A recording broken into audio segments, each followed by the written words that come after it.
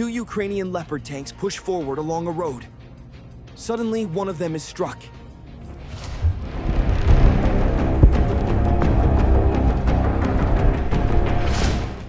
At first glance, it looks dire, but in truth, it's not what it seems. The fire you see is from a controlled ignition of the tank's ammo. Right after, the full crew is evacuated safely from the battlefield. The building concealing the enemy has already been located. A Ukrainian Abrams tank locks onto the coordinates, takes aim, and fires a deadly shot.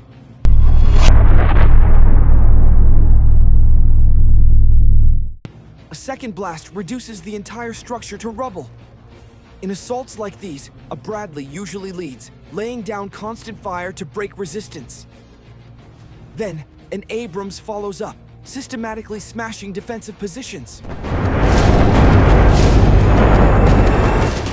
This is what real support looks like under enemy pressure. A Russian tank tries to push Ukrainian forces back, but the crew fails to notice the Bradley moving in. Exposing its weak side, the tank becomes an easy target. Within seconds, the Bradley opens fire, destroys the tank, extracts Ukrainian troops, and forces the enemy to retreat.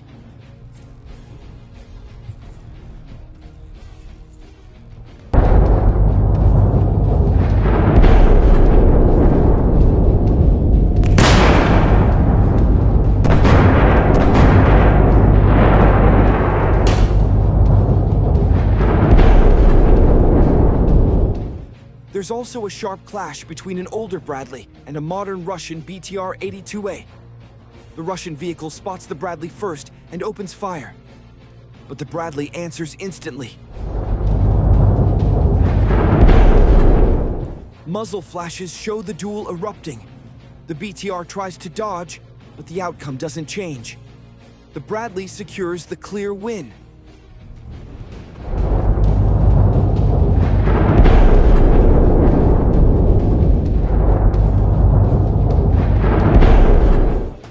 Next comes Russia's top tank, the T-90.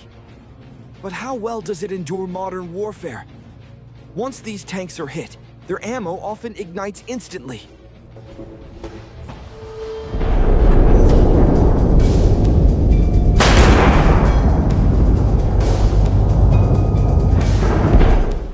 In one scene, a Ukrainian drone slips into an open hatch and explodes, sparking the ammunition.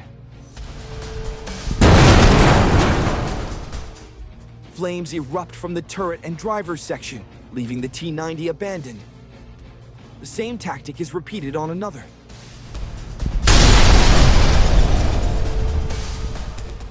The footage shows flames blasting out of the hatches, turret, driver's hatch, even the barrel. In such cases, survival is nearly impossible. Another Russian tank rolls forward for an attack, but Ukrainian crews react fast. A drone locks onto its engine and lands a strike. Moments later, a second drone slams into the turret. The tank halts, disabled. Then a third drone hits the gap between the hull and turret, where ammo is stored. The pressure rips open the hatches, and fire engulfs the tank within seconds.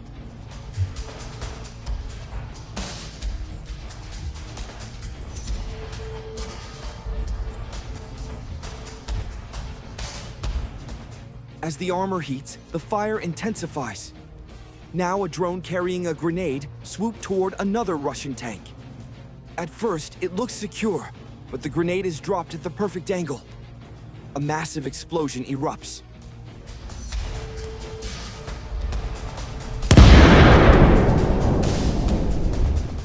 Flames shooting out confirm the ammo has cooked off inside.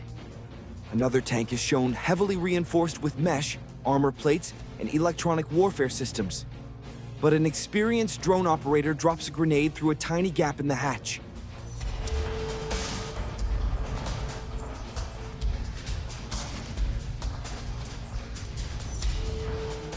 A fire breaks out inside, and the suppression system fails. Only the lack of ammo prevents a bigger blast. Another tank has reinforced undersides, dynamic armor, shields, and jammers.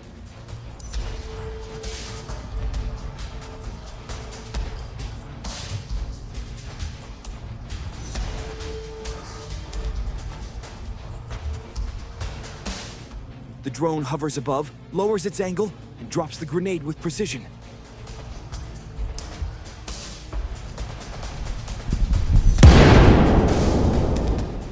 Smoke rises, then the whole tank erupts.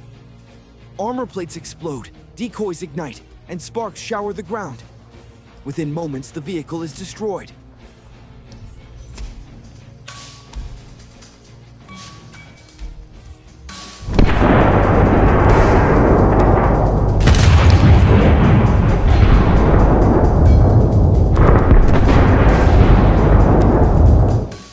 In the final scene, a tank rolls forward, firing its gun. Everything seems fine, until it hits a hidden mine.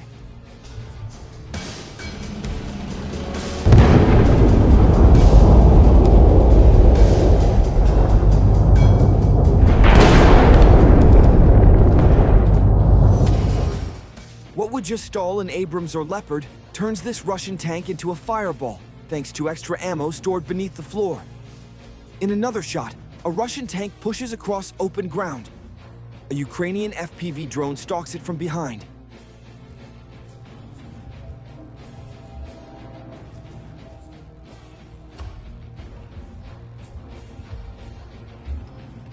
Locks onto a weak spot and strikes.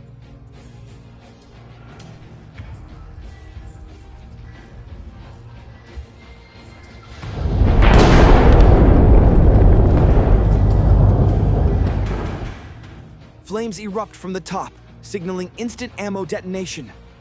For the crew, survival is near zero. In another clip, a reinforced tank appears shielded.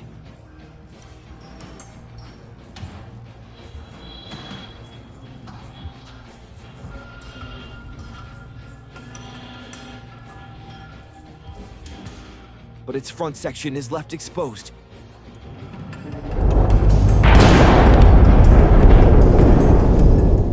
The drone dives in and lands a perfect hit. Seconds later, the tank bursts into flames, completely disabled. Despite layers of protection, it's reduced to wreckage. This war has revealed the limits and necessity of tanks in modern combat.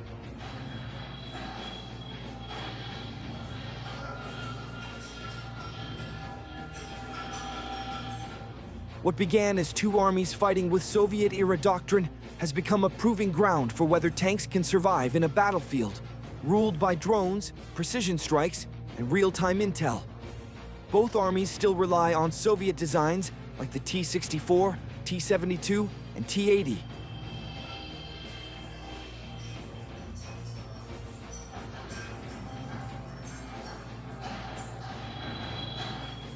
Ukraine inherited thousands, along with the factories to repair and modernize them. Russia not only kept huge reserves, but also launched new models.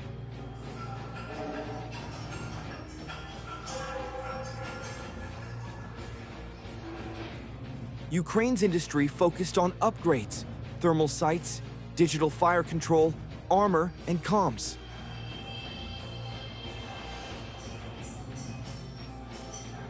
Russia poured resources into modernizing T-72s and 80s, while unveiling the T-90 and the ambitious T-14 Armata. But the Armata's cost and failures mean only a few appear on the front, leaving older tanks to carry the burden. When the invasion began, many predicted Russia's tank numbers would crush Ukraine.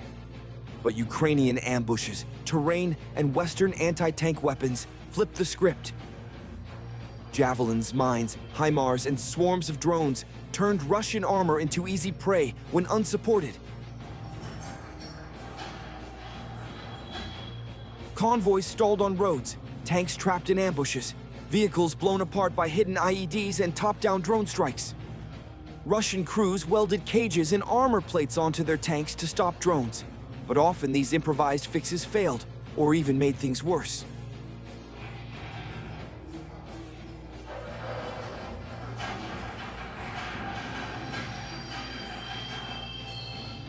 Ukraine, meanwhile, brought in Leopards and Challengers. These heavy tanks offered superior firepower and protection, but created new logistical headaches. Spare parts, long supply chains, and complex repairs made maintenance critical.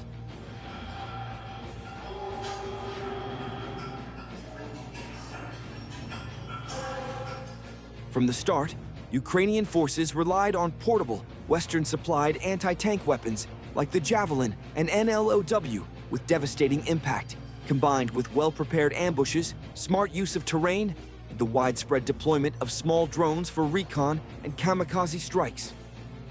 Ukrainian units proved that tanks, no matter their numbers, could be extremely vulnerable if deployed without proper infantry support, air defense, and electronic warfare cover. One of the defining scenes of the war has been massive convoys of Russian armored vehicles stuck on roads, paralyzed by blown bridges, ambushes, or logistical collapse.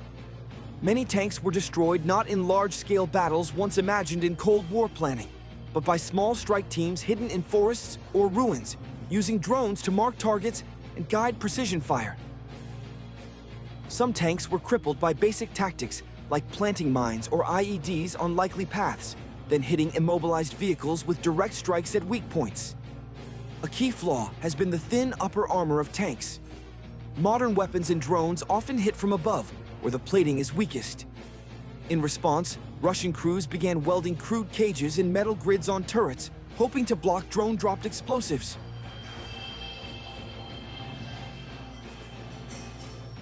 Though at times useful against light attacks, these improvised fixes usually failed against advanced strikes, while often adding weight or jamming turrets, creating new problems.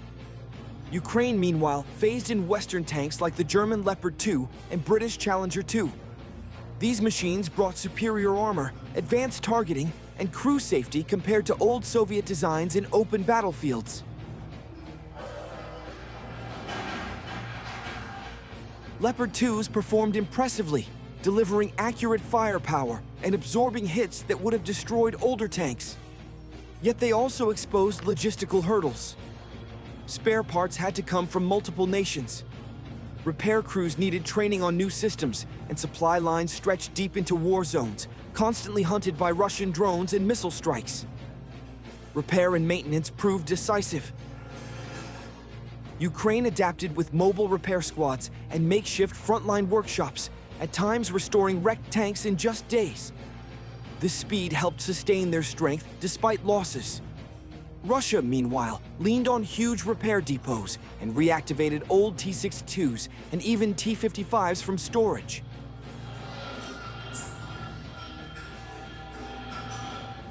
Far less capable than modern armor, these older tanks still served in static defense or infantry support in quieter areas. But training and crew skill mattered just as much. Seasoned crews could react faster under fire, maneuver tanks to reduce exposure, and work seamlessly with infantry and drones. Ukraine's tank crews, often defending their own towns and cities, showed resilience and creativity, constantly adapting to threats and inventing countermeasures. Russian crews, despite larger manpower, faced high turnover and low morale in some units, struggling to coordinate armored thrusts effectively, especially when comms and command networks were hit by electronic warfare. Ukraine's mobile workshops kept damaged tanks rolling, while Russia dug old T-62s and T-55s out of storage to fill gaps. Training has also shaped outcomes. Skilled crews adapt, maneuver smartly, and coordinate with infantry and drones.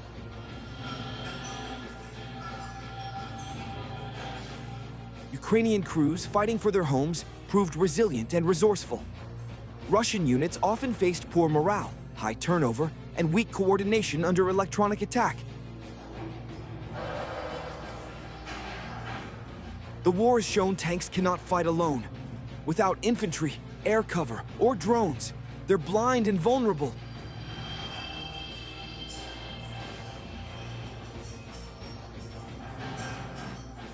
Many of the biggest losses came from outdated doctrines clashing with modern realities. Yet tanks still matter. They deliver mobile firepower, break defenses, and hold ground. Their shock value and psychological weight remain unmatched. But their survival now depends on integration, active protection, drones, logistics, and coordination.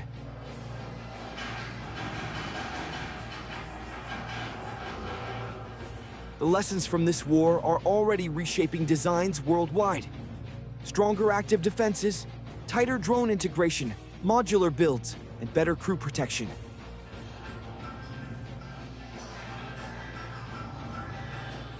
The duel between Ukraine and Russia proves tanks aren't obsolete, but they're evolving fast. This isn't just about steel and firepower. It's about adaptability, innovation, and the human will inside those armored hulls.